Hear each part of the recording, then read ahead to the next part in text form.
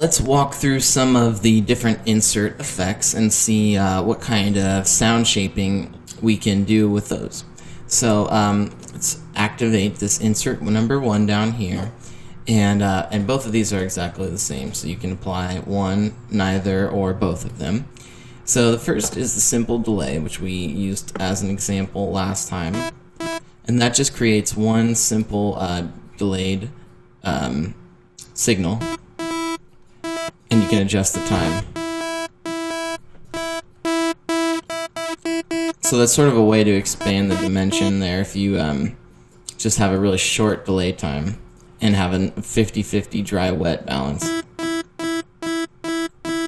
Or you can have a sort of an echoey kind of thing if you have the time up a little bit more and the dry-wet balance down towards the dry side.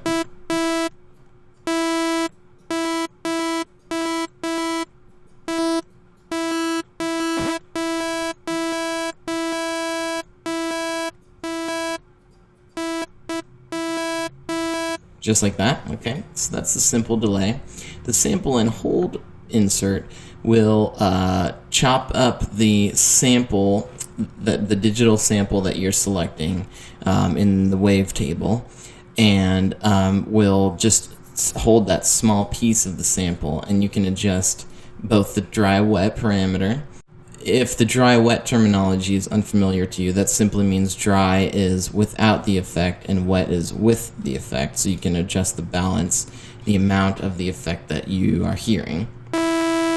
And so you can play with the pitch parameter here, which will adjust the piece of the sample that you're holding. Okay, that's why it's called sample and hold.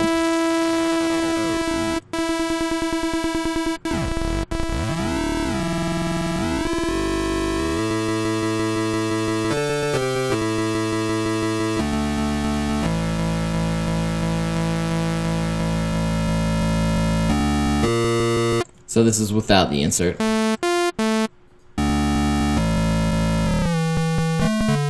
That's a really cool way to create sort of a bit crushed kind of distorted effect, especially if you want to throw on an envelope here with a short attack and a sort of mid-range decay, and we'll throw envelope 3 on here, and then we'll have this envelope modulate the pitch down. It'll sound like this. You can hear that drop, and we'll shorten this decay time a little bit.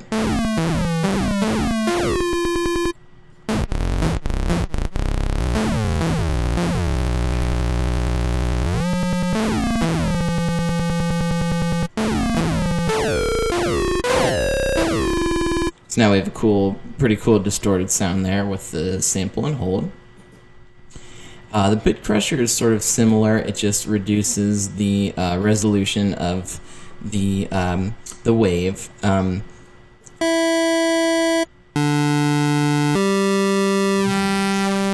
So that's without any crush.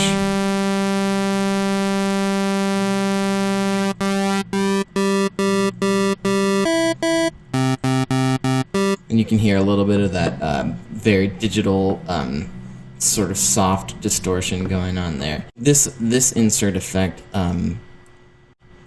sounds much different depending on the source of your audio. So if you're selecting one of these kind of crazy digital waves, you can hear the difference there. It's just like a basic sounding organ. And then again, let's try this envelope function. We can. Okay. So that's the bit crusher. Moving on to the frequency shifter. This, as its name implies, will shift the frequency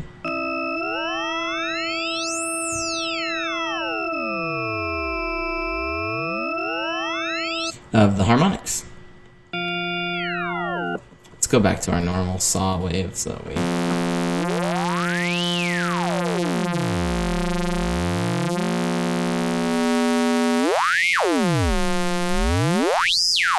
So you can hear that.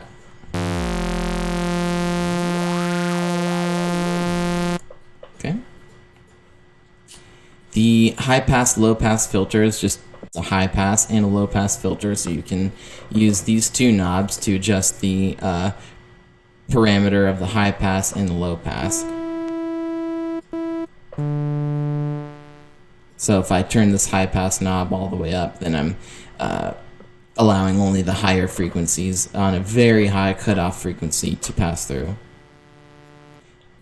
Okay, and same with the low pass.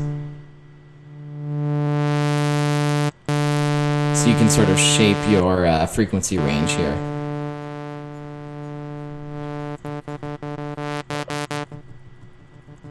It's sort of like an EQ, but the advantage is that the EQ tab up here is only located at the end of the signal chain, right here, right before the master. So the cool thing about the insert high pass, low pass filter is that you can throw this in at several different points in order to shape your sound.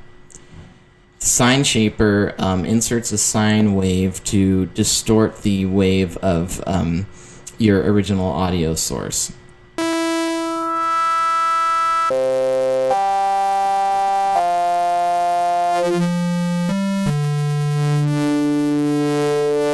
So you can hear how that changes depending on the original audio.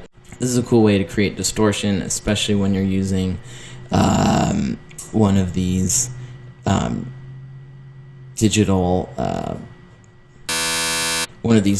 waves as your original audio.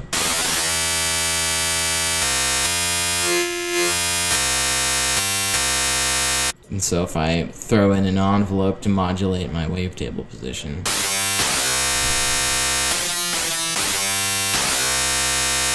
you can have some fun there. Let's shorten that up.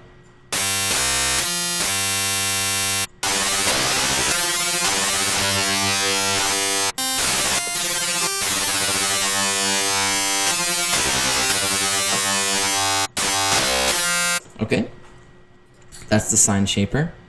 The parabolic shaper is similar to the sine shaper, but it simply has a different shaped curve.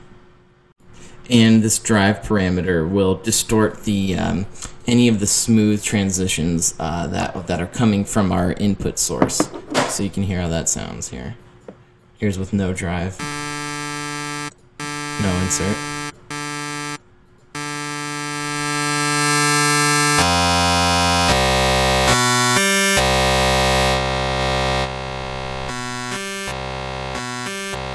And back to saw wave.